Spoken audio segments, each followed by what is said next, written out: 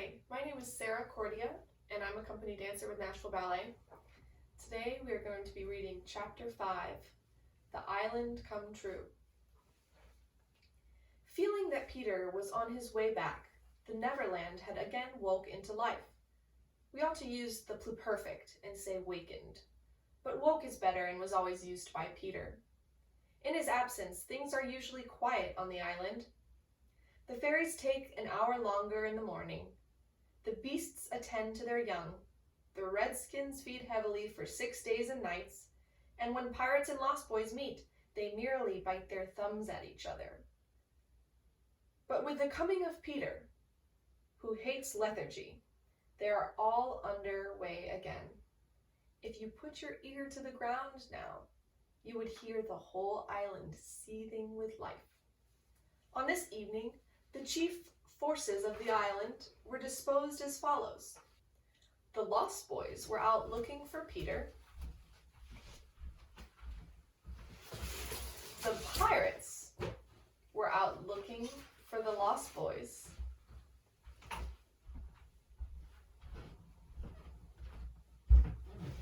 The redskins were out looking for the pirates. And the beasts were out looking for the redskins. They were going round and round the island, but they did not meet because all were going at the same rate. All wanted blood except the boys, who liked it as a rule, but tonight were out to greet their captain. The boys on the island vary, of course, in numbers, according as they get killed and so on, and when they seem to be growing up, which is against the rules. Peter thins them out, but at this time there were 6 of them, counting the twins as 2. Let us pretend to lie here among the sugarcane and watch them, as they steal by in single file, each with his hand on the dagger. They are forbidden by Peter to look in the least like him, and they wear their skins of bears slain by themselves, in which they are so round and furry that when they fall, they roll. They have therefore become very sure-footed. The first to pass is Toodles, not the least brave, but the most unfortunate of all that gallant band. He had been in fewer adventures than any of them, because the big things constantly happened just when he had stepped round the corner. All would be quiet. He would take the opportunity of going off to gather a few sticks for firewood, and then when he returned, the others would be sweeping up the blood. The ill luck had given a gentle melancholy to his countenance, but instead of souring his nature, had sweetened it, so that he was quite the humblest of the boys. Poor kind Toodles, there is danger in the air for you tonight. Take care lest an adventure is now offered you, which, if accepted, will plunge you in deepest woe. Toodles, the fairy tink who is bent on mischief this night, is looking for a tool, and she thinks you the most easily tricked of the boys. Beware, Tinkerbell. Would that he could hear us, but we are not really on the island, and he passes by, biting his knuckles. Next comes Nibs, the gay and debonair, followed by Slightly, who cuts whistles out of the trees and dances ecstatically to his own tunes. Slightly is the most conceited of the boys. He thinks he remembers the days before he was lost, with their manners and customs, and this has given his nose an offensive tilt. Curly is the 4th. He is a pickle, and so often has he had to deliver up his person when Peter said sternly, "Stand forth, the one who did this thing," that now at the command he stands forth automatically, whether he has done it or no. Last come the twins, who cannot be described because we should be sure to be describing the wrong one. Peter never quite knew what twins were, and his band were not allowed to know anything he did not know. So these 2 were always vague about themselves and did their best to give satisfaction by keeping close together in an apologetic sort of way. The boys vanish in the gloom, and after a pause, but not a long pause, for things go briskly on the island, come the pirates on their track. We hear them before they are seen, and it is always the same dreadful song. Avast belay, yo-ho-he to, a pirating we go, and if we're parted by a shot, we're sure to meet below. A more villainous-looking lot never hung in a row on execution dock.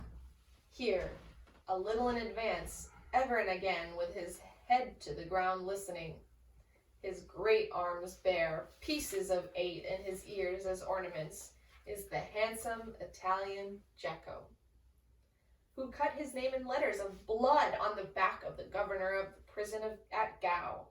That gigantic black behind him has had many names since he dropped the one with which dusky mothers still terrify their children on the banks of the Guajamo. Here is Bill Jukes. Every inch of him tattooed, the same Bill Jukes who got 6 dozen on the walrus from Flint before he would drop the bag of moiters, and Cookson, said to be Black Murphy's brother, but this was never proved, and Gentleman Starkey, once an usher in a public school, and still dainty in his ways of killing, and Skylights, Morgan's Skylights, an Irish bosun Smee, an oddly genial man who stabbed, so to speak, without offense, and was the only nonconformist in Hook's crew, and Noodler, whose hands were fixed on backwards, and Robert Mullins, and Alf Mason, and many other ruffian long known and feared on the Spanish Main.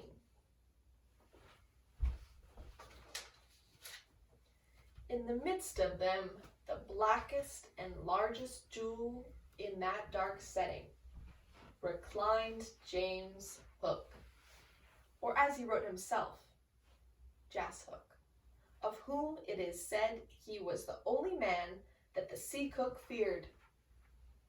He lay at his ease in a rough chariot drawn and propelled by his men, and instead of a right hand, he had the iron hook with which ever and anon he encouraged them to increase their pace.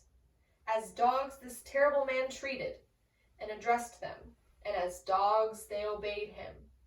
In person he was candeverous and black-of-eyed, and his hair was dressed in long curls, which at a little distance looked like black candles, and gave a singularly threatening expression to his handsome countenance.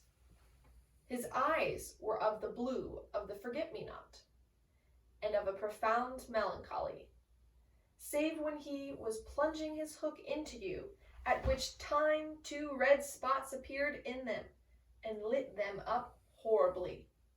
In manner, something of the grand Siegner still clung to him, so that he even ripped you up with an air, and I have been told that he was a raconteur of repute. He was never more sinister than when he was most polite, which is probably the truest test of breeding. And the elegance of his diction, even when he was swearing, no less than a distinction of his demeanor, showed him one of a different caste from his crew. A man of indomitable courage, it was said of him that the only thing he shied at was the sight of his own blood, which was thick and of an unusual color. In dress, he somewhat aped the attire associated with the name of Charles II, having heard it said in some earlier period of his career that he bore a strange resemblance to the ill-fated Stuarts, and in his mouth he had a holder of his own contrivance, which enabled him to smoke 2 cigars at once. But undoubtedly, the grimmest part of him was his iron claw. Let us now kill a pirate, to show Hook's method. Skylights will do. As they pass, Skylights lurches clumsily against him, ruffling his lace collar. The hook shoots forth. There is a tearing sound and one screech. Then the body is kicked aside, and the pirates pass on. He has not even taken the cigars from his mouth. Such is the terrible man against whom Peter Pan is pitted. which will win? On the trail of the pirates, stealing noisily down the war path, which is not visible to inexperienced eyes, come the redskins, every one of them with his eyes peeled. They carry tomahawks and knives, and their naked bodies gleam with paint and oil. Strung around them are scalps of boys as well as of pirates, for these are the Piccaninny tribe, and not to be confused with the softer-hearted Delawares or the Hurons. In the van, on all fours, is Great Big Little Panther, a brave of so many scalps that in his present position they somewhat impede his progress. Bringing up the rear, the place of greatest danger, comes Tiger Lily, proudly erect. A princess in her own right. She is the most beautiful of dusky Dianas and the belle of the Piccaninnies, coquettish, cold, and amorous by turns. There is not a brave who would not have had the wayward thing to wife, but she staves off the altar with a hatchet. Observe how they pass over fallen twigs without making the slightest noise. The only sound to be heard is their somewhat heavy breathing. The fact is that they are all a little fat just now after the heavy gorging, but in time they will work this off. For the moment, however, it constitutes their chief danger. The redskins disappear as they have come like shadows, and soon their place is taken by the beasts, a great and motley procession. Lions, tigers, bears, and the innumerable smaller savage things that flee from them, from every kind of beast, and more particularly, all the man-eaters, live cheek by jowl on the favored island. Their tongues are hanging out. They are hungry tonight. When they have passed, comes the last figure of all, a gigantic crocodile. We shall see for whom she is looking presently. The crocodile passes, but soon the boys appear again, for the procession must continue indefinitely until one of the parties stops or changes its pace. Then quickly they will be on top of each other. All are keeping a sharp lookout in front, but none suspects that the danger may be creeping up from behind. This shows how real the island was. The first to fall out of the moving circle was the boys. They flung themselves down on the sward, close to their underground home. I do wish Peter would come back, every one of them said nervously, though in height and still more in breadth, they were all larger than their captain. I am the only one who is not afraid of the pirates, Slightly said, in the tone that prevented his being a general favorite. But perhaps some distant sound disturbed him, for he added hastily, but I wish he would come back and tell us whether he has heard anything more about Cinderella. They talked of Cinderella, and Toodles was confident that his mother must have been very like her. It was only in Peter's absence that they could speak of mothers, the subject being forbidden by him as silly. All I remember my mother, Nibs told them, is that she often said to father, "Oh, how I wish I had a checkbook of my own." I don't know what a checkbook is, but I should just love to give my mother one. While they talked, they heard a distant sound. You or I, not being wild things of the woods, would have heard nothing, but they heard it, and it was the grim song. Yo-ho, the pirate life, the flag of skull and bones, a merry hour, a hempen rope, and hey for Davy Jones. At once the lost boys. But where are they? They are no longer there. Rabbits could not have disappeared more quickly. I will tell you where they are. With the exception of Nibs, who has darted away to reconnoitre, they are already in their home under the ground, a very delightful residence, of which we shall see a good deal presently. But how have they reached it? For there is no entrance to be seen, not so much as a large stone, which if rolled away would disclose the mouth of a cave. Look closely, however, and you may note that there are here 7 large trees, each with a hole in its hollow trunk as large as a boy. These are the 7 entrances to the home under the ground, for which Hook has been searching in vain these many moons. Will he find it tonight? As the pirates advanced, the quick eye of Starkey sighted Nibs appearing through the wood, and at once his pistol flashed out, but an iron claw gripped his shoulder. "Captain, let go!" he cried, writhing. Now for the first time we hear the voice of Hook. It was a black voice. "Put back that pistol first," it said threateningly. "It was one of those boys you hate. I could have shot him dead." "Aye, and the sound would have brought Tiger Lily's red skins upon us. Do you want to lose your scalp?" "Shall I after him, Captain?" asked pathetic Smee, "and tickle him with Johnny Corkscrew?" Smee had pleasant names for everything, and his cutlass was Johnny Corkscrew, because he wriggled it in the wound. One could mention many lovable traits in Smee. For instance, after killing, it was his spectacles he wiped instead of his weapon. "Johnny's a silent fellow," he reminded Hook.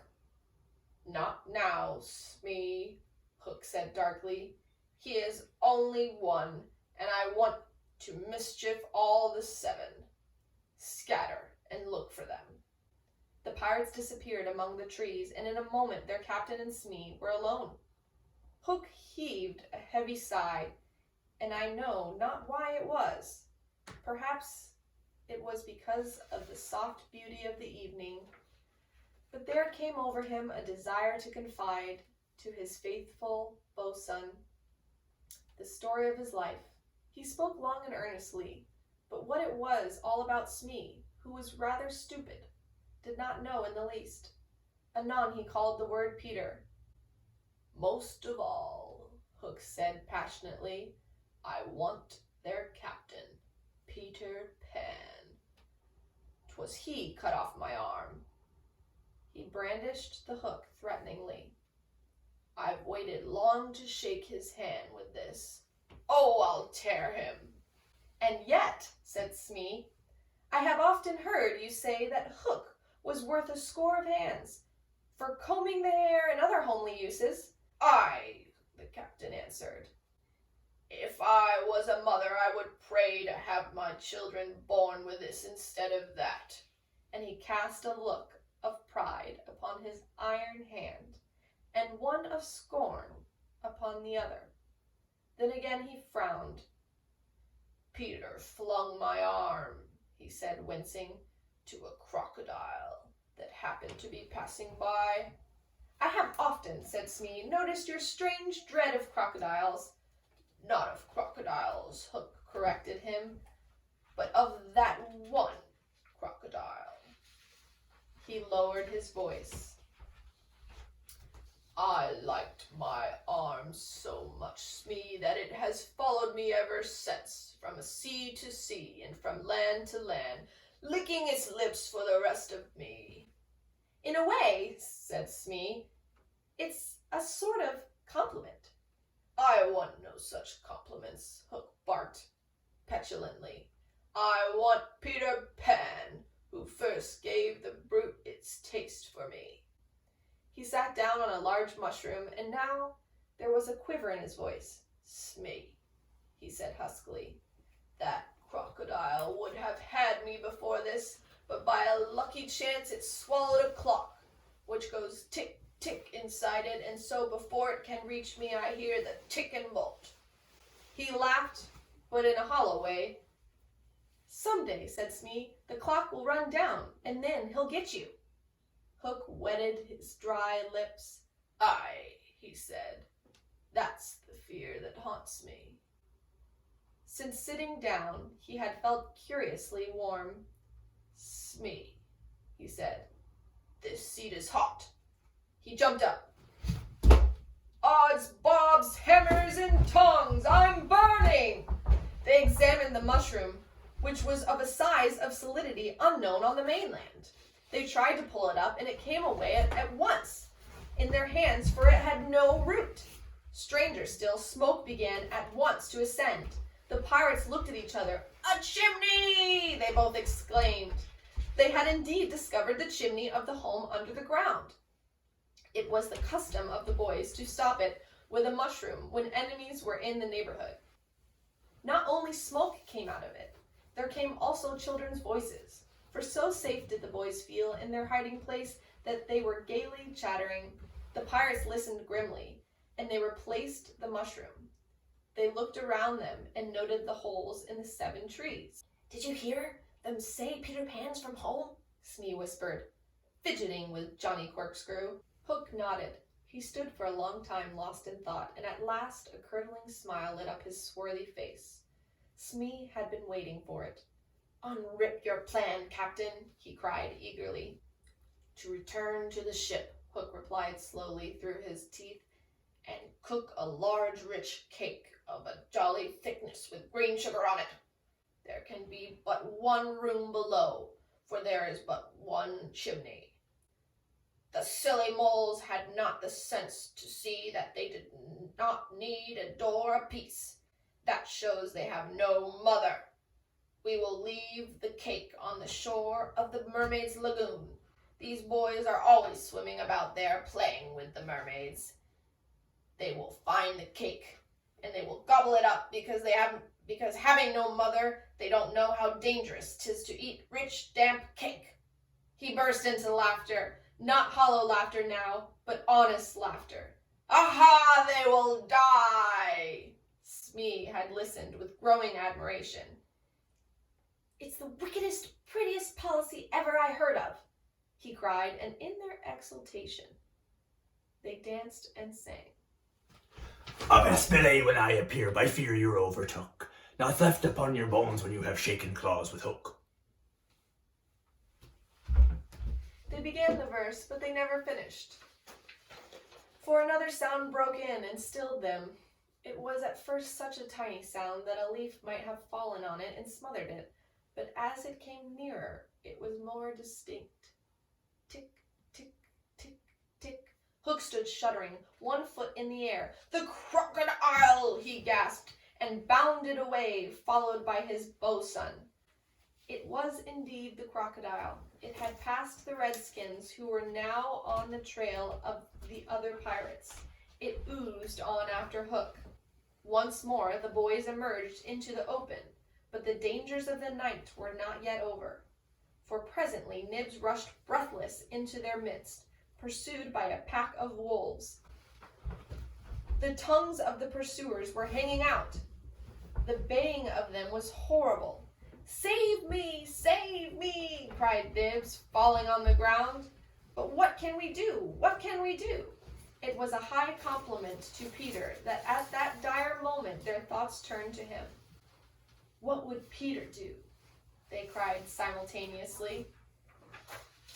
Almost in the same breath they cried, Peter would look at them through his legs. And then, let us do what Peter would do. It is quite the most successful way of defying wolves, and as one boy they bent and looked through their legs. The next moment is the long one, but victory came quickly, for as the boys advanced upon them in his terrible attitude, the wolves dropped their tails and fled. Now Nibs rose from the ground, and the others thought that his staring eyes still saw the wolves. But it was not the wolves he saw. "I have seen a wonderfuller thing," he cried, as they gathered round him eagerly. "A great white bird! It is flying this way!" "What kind of bird do you think?" "I don't know," Nibs said, awestruck, "but it looks so weary, and as it flies it moans, 'Poor Windy! Poor Windy!'" "I remember," said Slightly instantly, "there are birds called windies."